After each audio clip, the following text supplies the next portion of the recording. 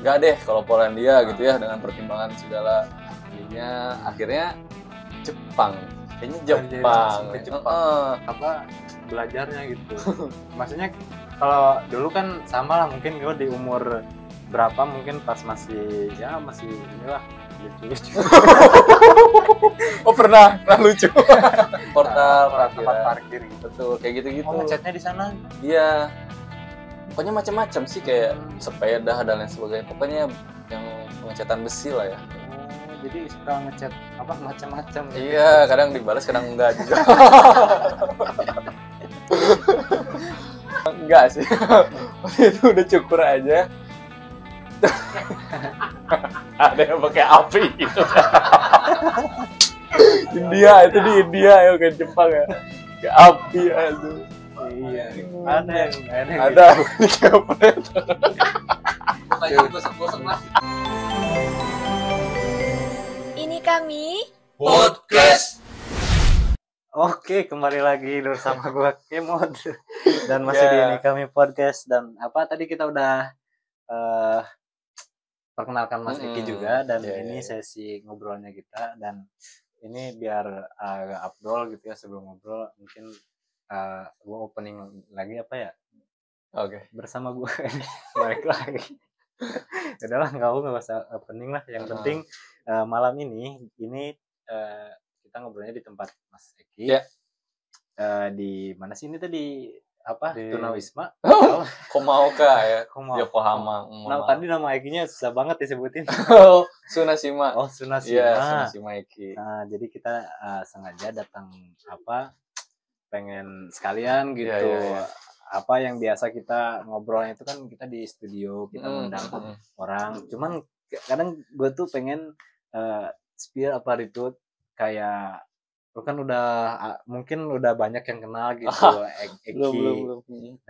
Darmadi itu ya, dan gue tuh pengen juga gitu review tentang kehidupan sehari-hari, tempat tinggalnya, tidurnya gimana. merem. Jadi ini tempatnya di tempat pas kamar Mas Eki. Ya, kayak gini lah ya. Jadi, Kamar bujang di Jepang. ini konsepnya apa ini? Konsepnya estetik tapi lebih ke kayak pecel lele sih. Jadi mohon maaf ya. Tinggal ditulisin aja gambar lele atau bebek ya. Ya ternyata setelah gua review ini ide dan kreativitas itu nggak membatasi fasilitas gitu ya. Biasanya kalau konten kreator itu betul. kayak laptop gimbalnya. Betul. Tapi gue pikir tuh konsep lu menarik dan ininya bagus videonya. Cuman itu yang bermodal HP gitu. Betul. Selama ini bermodal HP untuk konten dari awal untuk di TikTok ya. Sampai sekarang cuma modal HP doang, tapi lebih ke ngeditnya ya. Intinya semuanya harus di start dari awal ya, karena dulu juga awalnya nggak butuh pengeditan yang maksimal. Cuman lebih ke isi kontennya sih. Tapi perlahan sambil berjalan mulai dikit-dikit dipelajari, dibenahi, coba-coba ini gimana cara ngedit dan lain sebagainya. Ya, proses kali ya. Jadi itulah apa, nanti kita ngobrol sana. Cuman gue tuh pengen tahu filosofi apa ya, apa maksudnya, seperti biasa lah. Misalnya gue ngobrol itu pengen tahu asal usul lu. Asal usul. Jadi kayak pengenalan ketika lu datang ke Jepang gitu. Yang mungkin yang menurut gue yang perlu digaris bawah itu, terkadang gue tuh ngobrol sama yang di Ini Kami Podcast tentang proses ke Jepang. Proses gitu ke ya. Jepang. Karena yang perlu dinilai dari gue di situ, dari banyak orang yang istilahnya tertipu atau kurang itu minim informasi ya. Jadi gue pengen tahu nih, lu kenapa pengen ke Jepang? Alasan. Oke, alasan pengen ke Jepang ya. Sebenarnya mungkin ini adalah keresahan dari semua anak seumuran 20-an kali ya. Kayak kita tahu lah untuk mencari kerja di Indonesia kan sulitnya seperti apa ya. Emang sekarang umurnya berapa tahun? Oh, udah tua sih ya. Terlebih lagi dengan saya yang umurnya udah tua gitu ya. Dirasa orang-orang udah pada kerja gitu di bidangnya masing-masing ya, udah punya pengalaman banyak, sedangkan saya pun kepikiran di Jepang tuh setelah kuliah aja tuh udah telat 2 tahun kan. Nah pas semester mau naik ke semester akhir ini bingung mulai, ini habis kuliah mau ngapain gitu. Dulu kuliahnya jurusan apa? Dulu di manajemen. Oh, kirain sastra Jepang gitu emang. Enggak. Oh, jadi di situ belum ada ketertarikan sama negara Jepang, dan dari situ, dari keresahan itu, bingungan untuk bersaing di dunia kerja di Indonesia kan, jujur saya nggak percaya diri gitu, meskipun ya ijazah S1 kan nggak menjamin ya, tapi bukannya mempermudah kerjaan, mudah gitu kan. Tapi saya nggak yakin gitu dengan ilmu yang saya punya. Karena terlebih lagi karena kan manajemen ya, bukannya merendahkan atau apa. Kalau untuk mereka yang ilmunya memang pintar kan, saya merasa memang tidak punya kompetensi yang baik di sana, dan untuk bersaing di dunia kerja di Indonesia dengan usia yang terbilang udah terlambat ya menurut saya. Waktu itu lulus udah telat 2 tahun masuk kuliah, dan saya ingin langsung aja nyari uang gitu kan. Ya dari situ berpikir apakah memang harus keluar negeri gitu kan, karena merasa nggak percaya diri aja lah untuk cari kerja di Indonesia. Gitu. Bukannya pikirannya di Indonesia aja susah gitu ya nyari kerjanya. Nah, kenapa kepikiran ke luar negeri gitu? Ya kan seperti kita tahu ya, UMR di Indonesia dan di luar negeri pasti beda. Dari situ juga kesana, ya dari situ mulai dari riset-riset gitu. Awalnya tuh bukan Jepang, tapi lihat di YouTube, bukan ke Polandia dulu. Itu kan tinggal dibalik doang benderanya. Nah iya sih, sama aja kan. Maksudnya dari situ riset, ternyata Polandia yang nggak terlalu, dari kehidupannya, biaya hidup dan lain sebagainya, kayaknya kurang worth it gitu ya, dengan perbedaan jam Indonesia dan Polandia kan jauh banget tuh, hampir 24 jam ya Eropa ya.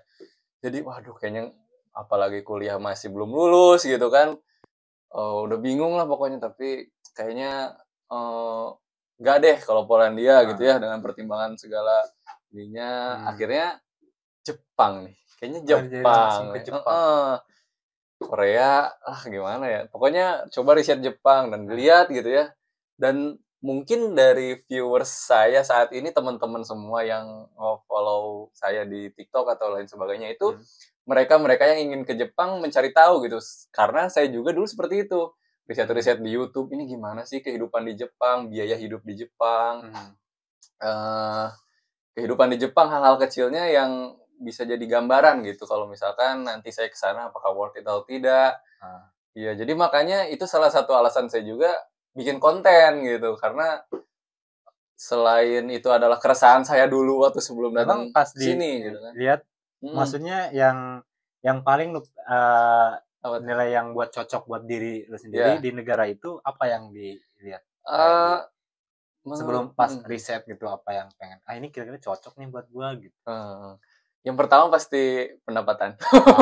Kita nggak bisa pungkiri ya teman-teman, kita kerja, namanya kerja mencari duit. Tapi setidaknya dari selain itu, Jepang tuh bukan hanya soal uang ternyata. Beneran. Itu lu tahunya setelah kapan? Setelah di sini? Setelah gue telusuri lebih dalam. Masih waktu dulu riset. Selain awalnya Jepang, lumayan nih gajinya. Dari situ mulai mendalam lagi. Kebudayaannya emang menarik Jepang tuh ya. Setahu gue dulu Jepang tuh bersih, negara yang bersih, indah gitu kan. Sakura seminimal itu.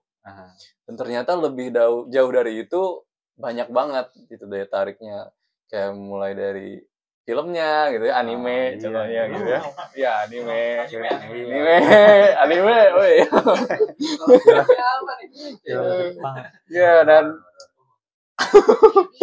dan banyak banget lah ya, kayak kehidupannya tuh unik ya kan, banyak banget kultur yang beda gitu dari Indonesia dan Jepang. Dan dari situ menambah lagi motivasi sih buat datang ke sini. Nah, itu setelah riset lu dapat udah dapat semua gambaran yang mungkin kalau lu datang ke Jepang mungkin benar-benar seperti ini gitu ya.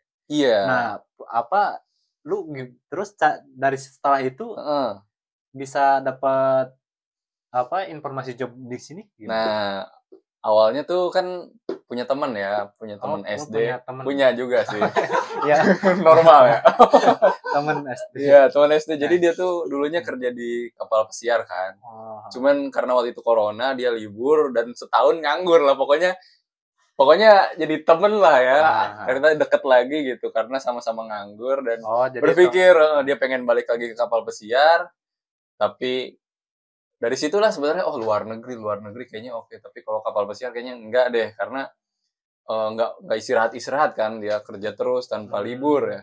Dari situ dia ngenalin, Ki, iya baturan urang. Temen gue ada yang punya info nih job kerja di Jepang. Dari situlah dikenalin ke LPK gitu. Oh, jadi dapatlah informasi ya, lembaga penyalur kenikmatan apa LPK itu?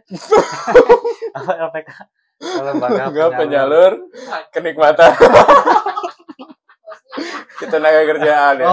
Tenaga kerjaan. Kerja apa sih? Ya itulah. Ya, pokoknya ya keselamatan. Menyelamatkan dari Indonesia. Ya. Seperti itulah ya. Finansial. Dan dari situ pun enggak semulus itu ya ceritanya. Banyak banget lah namanya. Ya Abang tahu sendirilah dulu misalkan proses belajar di LPK. Betul, ya susah. Kalau gue dulu susah banget ininya. Gimana tuh? Belajarnya gitu. Maksudnya kalau dulu kan sama lah mungkin gue di umur berapa mungkin pas masih inilah lucu-lucu. Pernah lucu. Enggak, maksudnya kalau gue kan dapat informasi LPK itu setelah vakum belajar 4 tahun gitu. Jadi pas masuk LPK itu harus belajar lagi. Iya, setelah lulus sekolah gitu jauh. Iya, terus tesnya tes psikotes. Aduh. Jadi biasa ngurangin hal yang berpikir gitu. Jadi lumayan lah agak berat. Rambut tuh rontok. Jadi waktu itu udah dapat informasi LPK nih. Ya. Dan itu tuh nggak langsung ya. Jadi setelah tahu informasi situ mulai lebih dalam lagi riset, mungkin mempertimbangkan untuk berangkat ke Jepang tuh butuh waktu 1 bulan kali ya. Beneran. Pertimbangan apa tuh? Jadi kan banyak banget lah pertimbangannya Bang, kayak saya waktu itu umur udah berapa? 24 baru masuk LPK. Mikir itu berarti 3 tahun di Jepang, 27 dan lain sebagainya.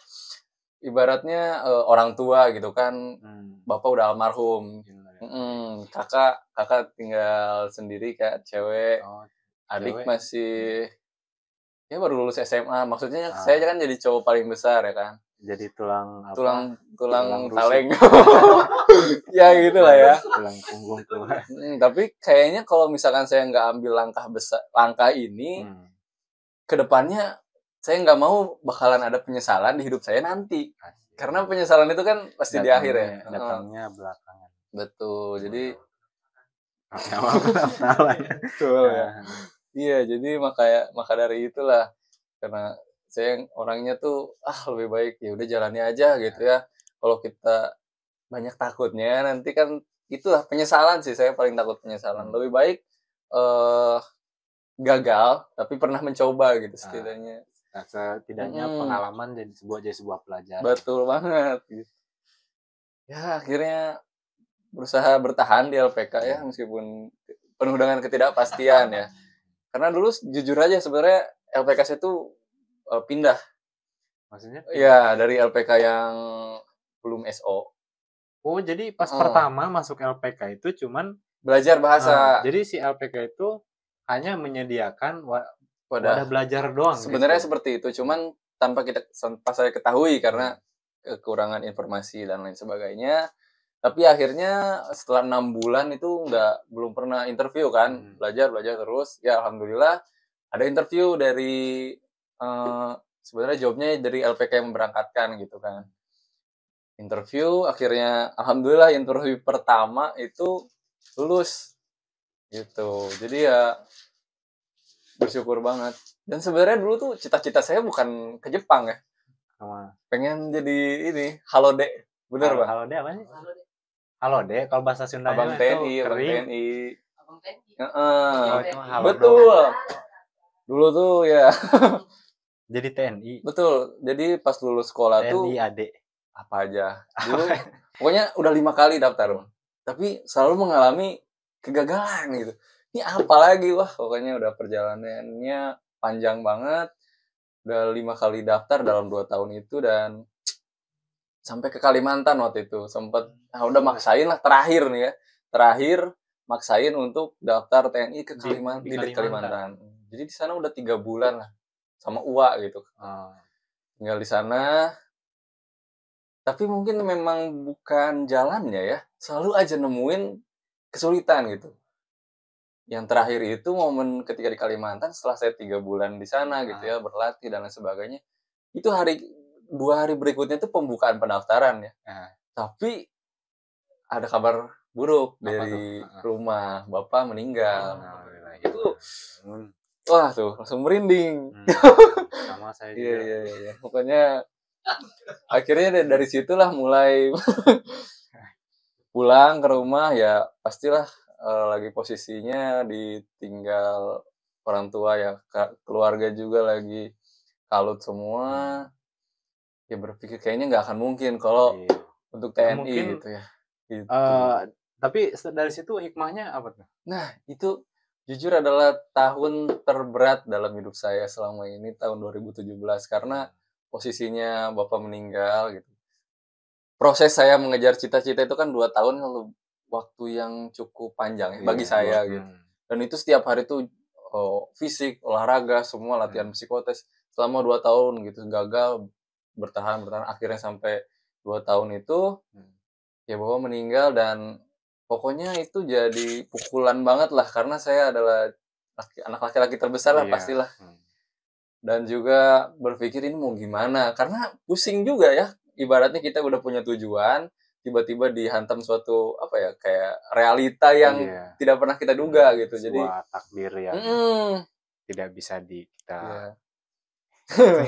Jadi dari situlah apa ya kayak susah banget gue membijak. Cocok. Ya.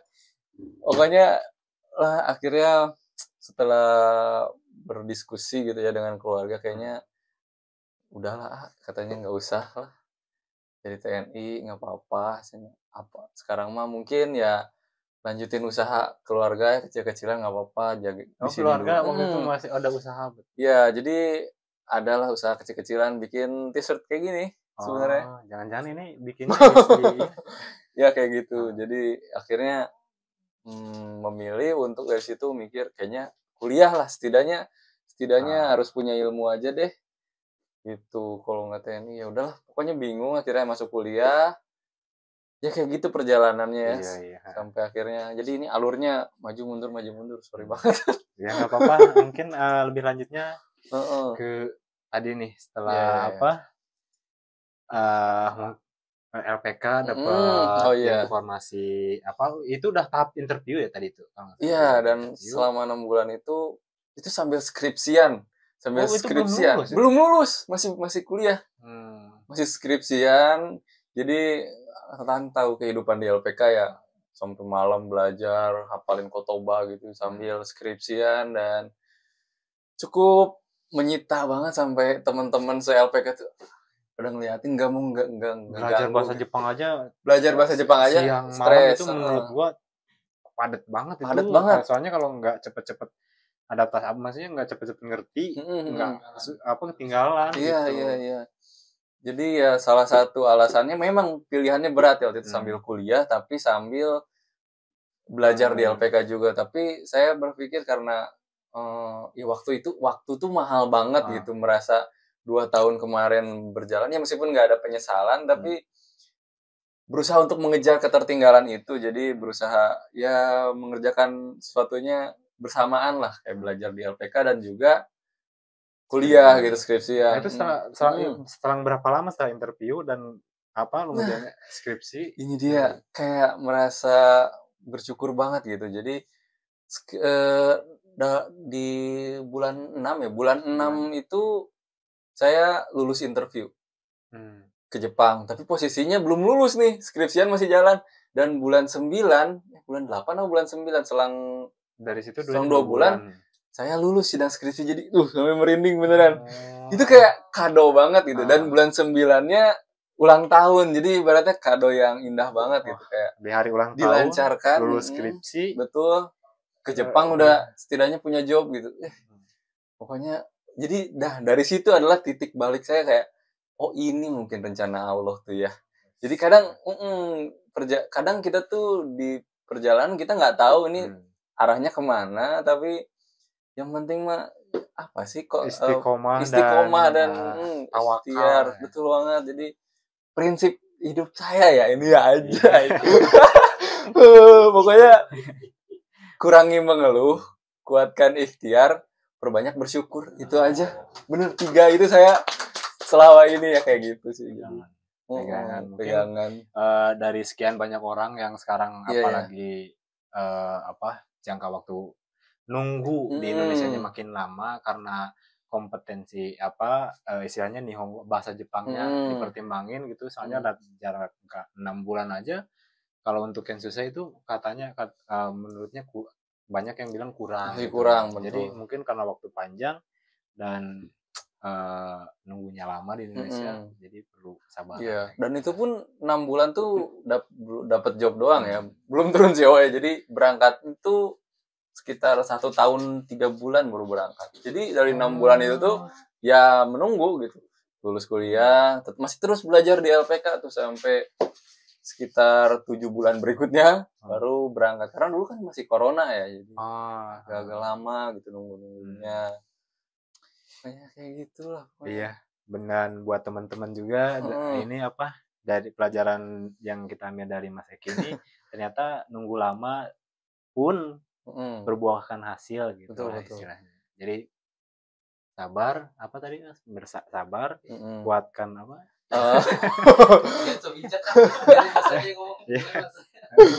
Pokoknya kurangi mengeluh gitu. Jadi lupa. Ya, pokoknya perbanyak bersyukur, kurangi mengeluh dan kuatkan ikhtiar. Dan kurangi gibah. Nah, kurangi gibah ya benar. Itu ini tambahan lagi. Jadi proses setelah saya dapat job, lulus kuliah itu bukannya di LPK belajar terus ya. Karena kan butuh biaya dan lain sebagainya. Itu saya sambil Gojek, Mas.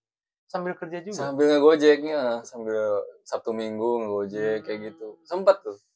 Jadi karena ya sadarlah udah umur ya, meminta sama siapa gitu kan. Kalau intinya gitu sampai ngegojek. Jadi ya Senin sampai Jumatnya belajar di LPK gitu kan. Sabtu Minggu jalan-jalan. Seru lah ya kayak gitu. Perjuangannya ya. Betul, perjuangan. Dan setelah perjuangan lu selama di sana, ini kita masuk ke lu gimana akhirnya berangkat ke Jepang. Intinya pokoknya puas banget lah, kayak merasa sangat-sangat bersyukur lah gitu. Jadi ada berarti proses yang membuahkan hasil tuh bukan sekedar omongan doang, ternyata oh iya ya, ternyata kayak gini gitu. Dan ini sangat bersyukur banget di situ sih, kayak dan gue percaya gitu, semua kegagalan di masa lalu itu adalah hal yang membuat saya menjadi yang saat ini gitu. Mungkin kalau nggak ada kegagalan dulu daftar TNI dan lain sebagainya, mungkin saya nggak akan setangguh itu ya bertahan untuk belajar Jepang dan juga kuliah ya. Mungkin nggak akan se-struggle itu, kayak pulang kuliah tuh kan saya kuliah malam ya. Pulang jam 11 malam gitu kan dulu pas sebelum kan siangnya kerja, malamnya kuliah, itu sebelum ke LPK. Sampai se-struggle itu karena ya keadaan juga ya. Kayak gitu. Wah, pokoknya ya dari perjalanan itu yang mungkin sampai saat ini bikin saya bertahan juga. Gitulah pokoknya. Di Jepang ya banyak banget lah. Pokoknya ya kita tahu lah, pertama datang ke sini dengan bahasa pas-pasan ya Masnya. Banyak banget kesalahan dalam kerja gitu. Itu jadi tekanan banget sebenarnya. Bener.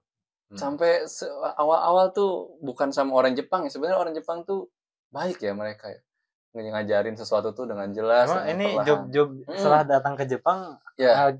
kita belum ngobrol masalah job ya? nih. Oke. Job dulu nih.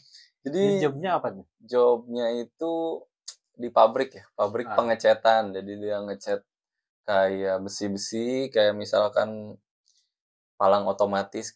Palang apa? Palang otomatis, portal kayak gitu. mesin mesin pembayarannya gitu yang karcis kayak gitu-gitu loh. Yang besi-besinya, portal ini kan, portal tempat parkir gitu. Betul, kayak gitu-gitu. Ngecatnya di sana? Iya. Pokoknya macam-macam sih, kayak sepeda dan lain sebagainya. Pokoknya yang pengecatan besi lah ya. Jadi suka ngecat macam-macam gitu. Iya, kadang dibalas, kadang enggak juga.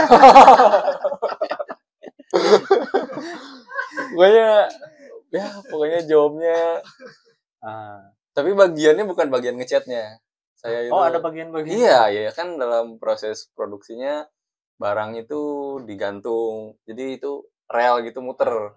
Jadi proses sebelum dicat itu kita gantung, dia muter masuk ke pencucian. Jadi dia otomatis dicuci, baru tuh masuk nantinya ke pengecatan. Jadi Mas Eki cuman gantung-gantung ya, cuman kalau barangnya kecil tuh gampang ya. Gantung. Kalau barangnya 30 kilo itu sering. Itu diangkat sendiri. Kan ada robot. Enggak. Jepang itu udah kena robot, tapi enggak semuanya secanggih itu. Jadi banyak banget juga masih yang konvensional. Ya, karena mungkin biaya cost-nya kan pasti mahal ya. Iya. Kalau ada robot ngapain ngambil Kensusei gitu. Ini ngambil Kensusei murah ya kan. Murah lah buat di Jepang mah sebenarnya. Masa emang murah gitu. Murahan saya ya. Ya, sebenarnya ya. Kalau dibandingkan orang Jepang orang Jepang, karena jujur sekarang itu hampir untuk di perusahaan saya ini hampir mungkin 70%-nya itu orang asing. Karena orang Jepangnya tuh pada nggak tahan ya, mungkin ya, nggak tahu. Jadi kayak pabrik di Cikarang dong. Iya. Indonesia semua atau ada dari negara lain? Ada Vietnam dan juga Filipina. Karena bagian produksi pokoknya tuh rata-rata tuh Kensusei dan juga Tegino gitu. Jadi banyak macam-macam yang dicat ya. Iya, pokoknya perbesian kayak lampu merah tuh bahkan juga dicatnya di perusahaan. Apa? Barangnya bagus. Kayak bagus banget. Kayak barang. Kalau proses itunya jadi hanya ini aja ya, maklun ngecatnya aja sih kayaknya ya, dari kayak air beras gitu ya. Ngecat ini pakai mesin. Ada mesinnya. Kalau bagian dalam-dalamnya sama manusia gitu. Sama orang. Ini kayak cat kuas tembok. Enggak, pakai mesin. Jadi serbuk gitu. Catnya serbuk. Nah, ini unik banget. Saya juga baru tahu ternyata catnya serbuk. Jadi si besinya itu kan digantung, itu dialiri listrik. Apa sih, ada listrik itu kan ada yang plus dan minusnya. Nah, itu dikasih yang aliran minus gitu, nggak tahu. Nah, jadi dari si serbuknya itu juga mengandung listrik. Jadi nempel dia. Nggak nempel serbuk. Nah, nanti masuk ke oven. Baru di oven tuh langsung cair, jadi bagus gitu, dirata jadi. Jadi catnya bukan cat yang cair gitu, enggak. Catnya yang powder. Kayak gitu. Terus kalau yang sisa-sisa kan nggak rata tadi ya, harus pakai tangan gimana catnya? Enggak, kan jadi bentuk dalam si proses bentuk bendanya tuh ada yang kotak, ada yang jadi sela-selanya kan itu kalau sama mesin hanya statis gitu kan. Jadi sama manusia gitu, sama orang. Cat gitu. Apa nih? Jangan-jangan. Wah. Sorry. Kayak gitu ya. Ya, pokoknya mah. Terus gimana jam kerja? Jadi untuk jam kerjanya ya, jam kerja di perusahaan saya alhamdulillah gitu ya. Alhamdulillah lemburnya selalu ya banyak. Sampai olap gitu. Kalau bayi mah muntah gitu ya. Beneran. Karena tiap hari lembur gitu. Tapi optimal kerja normalnya udah 8 jam sama. 8 jam sebenarnya. Cuman pasti aja kayak 1 jam atau jarang banget itu pulang lembur 1 jam doang tuh jarang banget. Karena mungkin prosesnya tuh setelah kita selesai pekerjaan di hari ini tuh harus menyiapkan di hari besoknya gitu. Jadi ini selesai yang hari ini, nah yang besoknya tuh harus ada di depan tempat chat gitu. Jadi kan proses itu tuh butuh waktu 1 jam gitu. Jadi setiap harinya pasti ada lembur. Gitu kalau ya. setiap hari lembur emang cancel itu optimal lembur itu berapa jam sih maksimal ya? 40 jam. Nah, iya. Jadi sebenarnya tuh ada peraturan per tiap beberapa bulan tuh ada yang maksimal tuh 45 jam dan juga 60 sekian jam gitu ya. Jadi ada di bulan-bulan tertentu peraturannya sebenarnya kayak gitu. Jadi kadang boleh nih sampai 60 jam sampai maksudnya 40 jam itu di setiap enggak setiap bulan harus gitu. Iya di beberapa bulan misalkan di musim panas gitu ya ada yang harus cuman maksimal 45 jam mentok tuh. Peraturannya berjalan. Ada di beberapa bulan lain itu peraturannya seperti itu sebenarnya dari pemerintah Jepang ya. Paling banyak berapa jam lembur per sebulan? Waktu itu pernah sampai 65 jam ya. 65 jam. Tapi itu tiap harinya tuh nggak menentu, kadang pernah sampai paling malam tuh 11:30 malam. Jadi pagi jam 8:30 muter terus. Itu sama kayak ngambang bener. Iya berapa? Udah kayak teler sumpah. Tapi lo nyaman gitu apa dapat banyak kerjaan gitu atau emang terbebani maksa gitu? Bener. Jujur sekarang tuh lebih ke maksa ya karena ngerasa badan tuh capek yang bukan capek keringetan doang, bukan capek yang keringetan doang aja ya, karena dari capek sisa kemarin jadi kayak badan tuh capeknya sumpah bener ngeri banget ketumpuk gitu ya. Jadi lebih ke maksain bertahan lah. Soalnya kalau dari segi niat atau tujuan kita ke sini gitu. Betul. Ya mungkin maksud gitu nggak masalah gitu. Nggak masalah. Kan pastilah kan untuk kerja di Jepang ya kalau lembur banyak pasti penghasilan pun banyak. Tapi jujur Bang, kalau misalkan terus-terusan kayak gitu ya, kita tuh manusia yang butuh istirahat. Betul. Kalau emang work life balance-nya anjay itu nggak seimbang tuh bener capek banget. Terlebih lagi ya ada kesibukan di bikin TikTok dan lain sebagainya gitu ya. Ini kan dari segitu sibuknya dari Pak itu kan Senin sampai Minggu. Senin sampai Jumat sih. Jadi masih ada waktu di Sabtu luang. Minggunya kadang Sabtu juga masuk di Sabtu Minggunya. Jadi kan mungkin untuk para jujusei lain punya kesibukan masing-masing ya. Ada yang ngisi apa dengan luang waktu? Nah, waktu luang. Luang waktu. Luang waktu ya. Waktu luang. Waktu luang gue diisi ya dengan itu. Karena gue nggak suka main game ya. Mungkin cowok-cowok lain yang ML nggak suka. Nggak suka. Suka sih. Maksudnya Mobile Legends juga suka. Mobile Legends nggak suka. Iya, nggak tahu ya. Bosenan aja sih kayak. Kayaknya nggak bermanfaat aja. Sorry. Tapi bagus sih, emang game nggak bermanfaat. Lumayan juga. Ya apa sih? Diajak dia. Berusaha apa ya? Produktif dengan hal yang menyenangkan. Karena sebenarnya rasa keingintahuannya cukup tinggi gitu ya. Kayak rasa ingin tahu apa tuh? Kayak kebudayaan Jepang. Jalan-jalan ke tempat yang belum pernah gua ketahui gitu. Dan karena gue hobinya menemukan suatu tempat yang belum pernah gue tuju, sayang banget dipikir dulu, kayaknya sayang banget cuma dibikin foto dan gitu doang.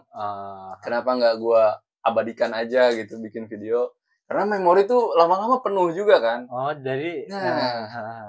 Jadi mulai dari situlah, dari waktu luang lu ada itu dan awal mula jadi konten kreator ya. Gue coba ya iseng-iseng dulu awal cuman.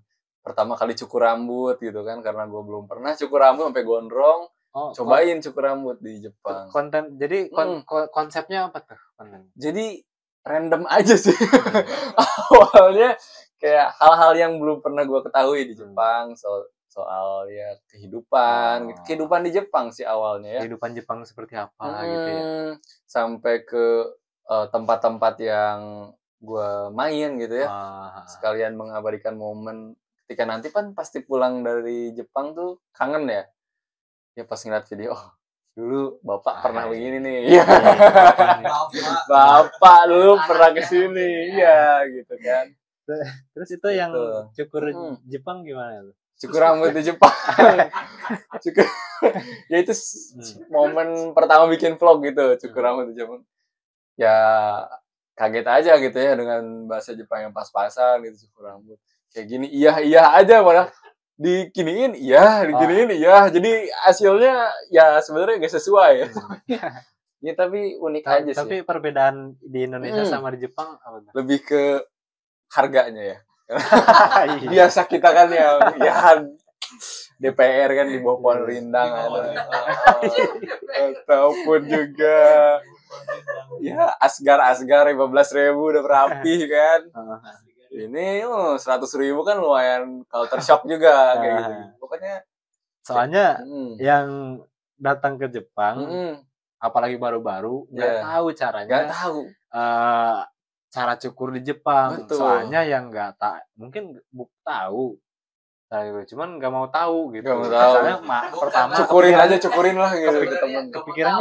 Kepikirannya tuh apa sih cukur Jepang mahal gitu. Tapi jadi di konten itu ada review konten yang gimana cukur di Jepang gitu. Ada itu konten pertama bikin vlog itu ya waktu gue iseng bikin video pertama kali gue cukur sambil nunjukin situasi perjalanan menuju lokasinya dan ternyata orang tuh tertarik gitu kayak oh gitu ya situasinya kok sepi banget, oh ternyata sunyi ya, mungkin di Wakanda sana ya terlalu ramai gitu jadi melihat yang sepi tuh sangat ini ya tenang gitu dan memang itu jadi keunikan Jepang ya tenang gimana gitu maksudnya. ada maksudnya ada treatment atau apa gitu pijit di Indonesia kan cukur cukur enggak sih waktu itu udah cukur aja ada yang pakai api gitu. India itu di India ya bukan Jepang ya kayak api aduh iya ada di kampret.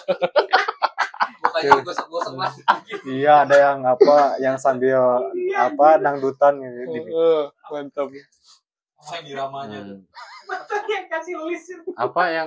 Yang nyukur juga orangnya ibu-ibu. Iya unik banget kan di Indonesia ada yang nyukur ibu-ibu. Air juga. Siram nyampe mandi. Langsung opuro jadi sering sekarang cukur di Jepang ya kalau gondrong sih. Jadi nanti kalau anak-anak lihat konten lu tentang cukur kira-kira kalau udah nonton pengen nyoba nyukur di Jepang. Sebenarnya bukan soal cukur doang ini dari kesan nih dari kesan setelah lu cukur di sini gimana kesannya? Cukup mahal ya intinya enggak puas gitu. Ya, karena mungkin ya untuk style di Jepang tuh biasanya nggak terlalu yang gimana-gimana gitu ya. Cukup tipis-tipis aja. Orang-orang sini kan nggak terlalu macam-macam ya kalau soal model. Cuman mungkin masalah model tergantung. Iya. Oh, jadi itu konten pertama nih. Konten pertama. Betul. Sekarang udah berapa lama sih konten? Mungkin dari musim dingin kemarin ya udah hampir 1 tahun. Lumayan belum sih lumayan lama ya setahun ya mungkin kurang. Gue lihat di YouTube-nya juga udah lumayan rame dari sekian 1.300 subscriber juta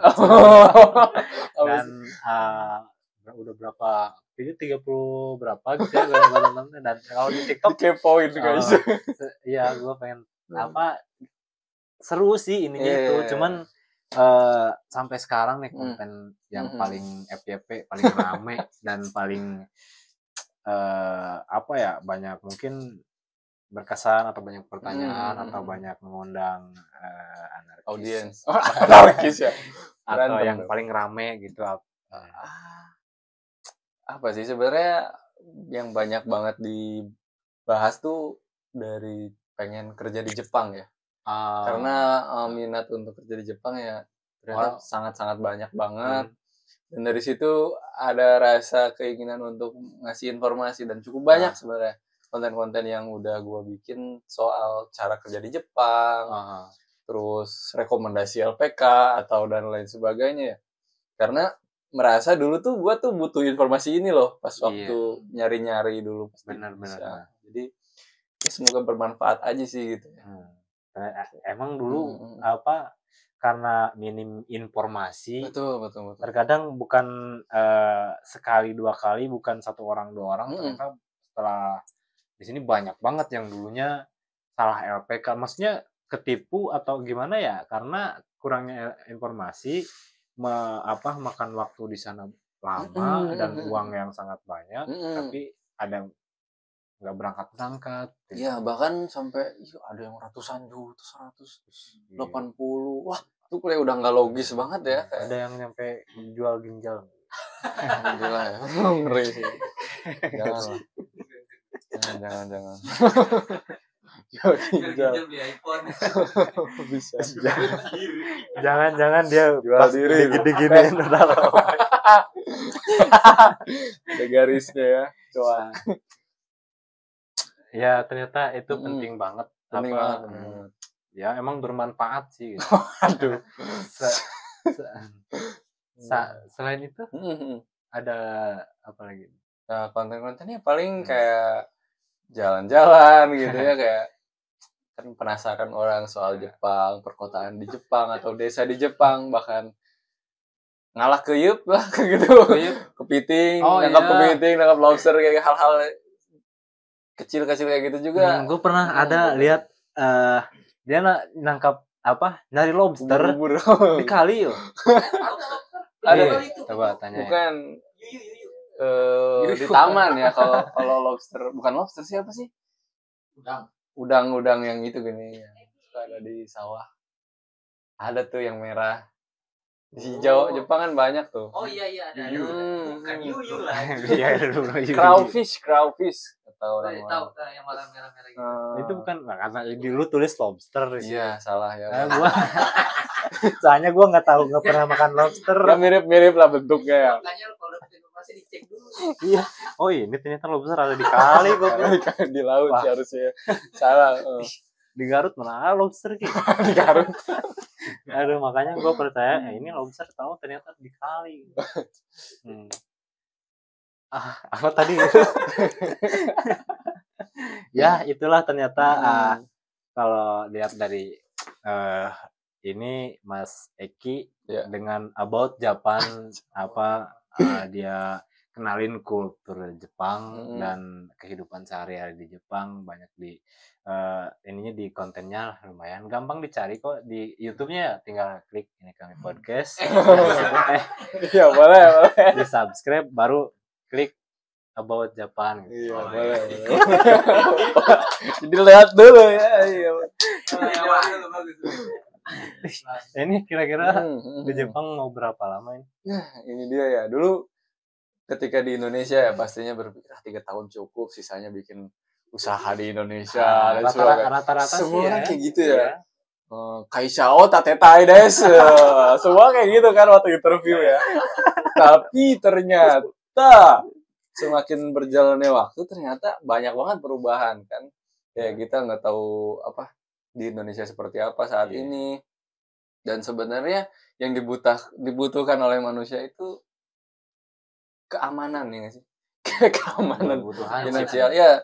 Selama sampai saat ini ya kayaknya masih bertahan di Jepang 3 tahun, mungkin nanti tahun ketiga mulai berpikir untuk lanjut atau enggak. Kalaupun lanjut pengen mencoba kerjaan yang baru. Gue dulu juga pikirnya pengen bisnis nih di Indonesia, tapi setelah pikir-pikir gue belum siap nih kira-kira. Kalau ngerintis butuh 1-2 tahun ya udah, mending ngorbanin gue di 8 tahun di sini, tapi tapi persiapan mateng gitu. Iya, betul karena kesempatan tuh ya nggak datang 2 kali, dan apalagi saya punya privilege tinggal di Jepang tuh. Kepake, Bang. Iya. Ya selama masih belum ada rencana yang besar untuk pulang ke Indonesia, kayaknya masih bertahan di sini deh, kayak Soalnya gitu. teman ada yang nggak berani pulang tuh selesai 3 tahun. Nggak berani pulang. Kenapa tuh? Lekti. Disebut namanya. Siap. Iya. Pokoknya butuh banyak pertimbangan lah untuk kembali ke Indonesia, berkarir di Indonesia gitu ya. Butuh banyak pertimbangan banget, dan sampai saat ini belum diputuskan sih. Ya, dan apa yang penting nikmati aja. Betul, dijalani aja. Apa dengan seenggaknya contoh dari lu menikmati di Jepang dengan berbagi pengetahuan, pengalaman lewat konten, atau ya seenggaknya sambil jalan-jalan juga. Udah gimana? Udah monetize. Udah untungnya. Ya itu proses, dan itulah semoga sukses gitu lah ya. Amin. Apa Mas Eki selalu sehat. Amin. Penting sehat. Ya penting kan sehat. Paling penting sehat. Iya, paling penting sehat, dan mudah-mudahan dari hobi dari konten kreator juga semakin besar namanya, dan mendapatkan inilah tempat di dan pekerjaan juga jangan terlalu diporsir lah tiap hari sampai jam 9 jam 12 mah. Nah, itu dia. Iya. Karena pengen pulang duluan tuh susah. Harus ada alasan kuat, pusing, sakit, muntah gitu. Pingsan baru tuh. Gini Mas, soalnya tetangga saya ada yang meninggal. Pasti. Kayaknya gitu ya. Apa karena lembur? Iya, biar gak lembur. Tetangga saya ada yang meninggal. Alasannya tetangga saya. Enggak, soalnya ini kan teman-teman dekat juga gitu. Jadi kalau butuh baito biar datang. Oh iya betul. Oke. Menarik banget. Apa kita ngobrol berapa lama ini ya? Yang terakhir nih. Apa tuh? Tips. Jadi tips buat ini. Tips kayak gini. Tips buat pemula yang pengen ke Jepang. Atau yang pengen ke Jepang sama yang pemula yang udah di Jepang baru awal. Buat teman-teman yang belum masih proses lagi mau ke Jepang nih ya. Intinya ya harus tetap ikhtiar ya, karena emang terkadang nih banyak banget kasus-kasus teman-teman tuh yang gagal tuh bukan karena dia nggak bisa, tapi karena kalah dengan proses sabarnya dia. Jadi kurang sabar aja gitu. Sebenarnya kayak gitu ya. Jadi ya emang semuanya juga nggak ada yang gampang ya. Yang gampang mandi lumpur gampang sih. Karena mandi lumpur gampang. Dan ya tetap bersabar gitu ya. Jalani prosesnya, karena nggak ada yang instan, beneran. Betul. Nggak ada yang instan. Kadang ke Jepang tuh ada yang jalannya gampang, tapi ketika kita menemukan kesulitan, jangan kaget gitu, karena ya memang seperti itu gitu prosesnya. Iya, jalannya masing-masing. Betul, ada porsinya masing-masing. Luar biasa. Oh iya, dan yang udah di Jepang. Ini dia belum disebutin. Yang udah di Jepang. Yang baru datang ke Jepang. Oh, yang baru datang ke Jepang. Kan biasanya datang-datang kan bingung atau nggak tahu seperti apa. Iya, ada nih yang menarik banget. Waktu itu ada yang nanyain tuh di Instagram, ada salah satu orang, Bang, kalau misalkan job yang kerjaannya nyantai dan dekat di kota dan pengen bisa hobinya ngonten, bisa konten kayak lu, itu job apa ya Bang? Lah, ini orang niat ke Jepang mau ngapain gitu kan? Gue pikir, kok niatnya udah pengen ngonten. Kata gue, ya lu wisata aja gitu ke sini. Maksud gue, untuk bisa beradaptasi di sini tuh nggak gampang. Ya, gitu. Jadi dipikirnya orang yang konten di Jepang itu jobnya ringan gitu. Iya, kerjanya ringan. Tapi itu sebenarnya menyita waktu istirahat, mengurangi waktu tidur lo. Kan orang nggak tahu, untuk menghasilkan konten-konten kayak gitu kan nggak gampang sebenarnya. Tapi ya saran gua aja ya, lebih ke fokus aja dan realistis sih. Karena kalau kita emang mau ke Jepang tujuannya kerja, silahkan kerja, datang ke sini, kerja yang benar, beradaptasi dengan pekerjaan dan juga kehidupan lu. Setelah itu, setelah kalian udah mulai beradaptasi, udah tahu kehidupan di Jepang, udah bisa membahagiain kedua orang tua kalian, silahkan explore diri kalian masing-masing selama itu bermanfaat dan tidak merugikan orang lain. Kayak gitu sih ya. Jadi bener banget semangat lagi niat dan tujuan. Karena kalau misalkan kita niatnya tuh nggak kuat ya, cuman kayak pengen jalan-jalan di Jepang ataupun happy lah ngeliat bikin video-video estetik gitu ya di Jepang, itu tuh ketika nanti di proses perjalanan belajarnya di LPK gagal interview, itu tuh gampang nyerah menurut saya. Tapi kalau emang udah niatnya kuat, kayak gue mau nggak mau gue harus kerja, gue udah mau mulai tujuan gue kesana, gue harus berhasil gitu, pasti ketika gagal gitu tuh nggak nyerah gitu. Meskipun capek sesusah apapun, tetap berusaha bertahan gitu. Karena nggak ada pilihan lain, mungkin seperti itu ya. Iya, gue sih kayak gitu ya. Keren.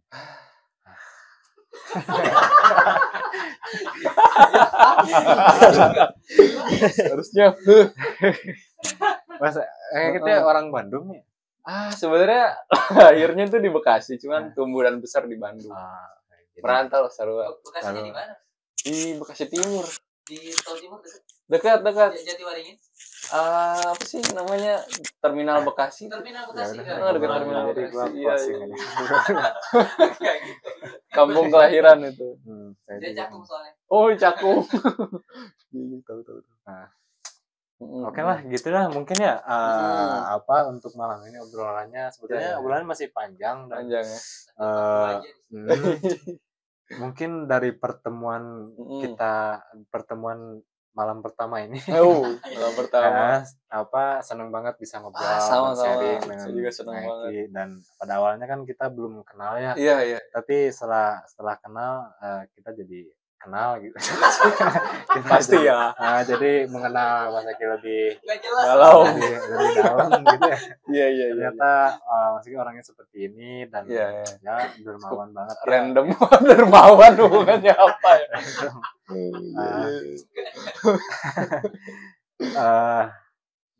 Lumayan menarik obrolannya. Menarik. Semoga sukses lah. Amin.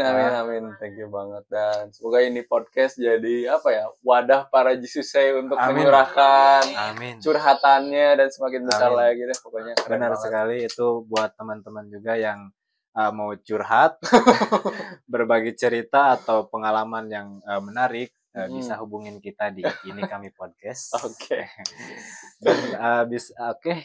Dan ini gue promosi dulu. Jangan lupa like, komen, dan subscribe channel kita Ini Kami Podcast dan juga About Japan. Ya. Dan mungkin kita akhiri sampai sini, Mas Eki. Ya. Terima kasih banyak atas penerimaan kita ke sini. Dan sekali lagi karena ini konsep baru nih, kalau misalkan teman-teman ini kita kunjungin dong Ini Kami Podcast ke kita nih, kita bisa datanglah ke sana, insya Allah lah ya. Ini gimana? Bisa lah ya. Transportnya nih seluruh Jepang aman. Oke, Mas Eki. Ini gue makasih banyak. Siap. Sukses terus. Oke, gua Kemod. Gue Eki. See you next time. Bye. Jadi kami podcast. Ini kami podcast.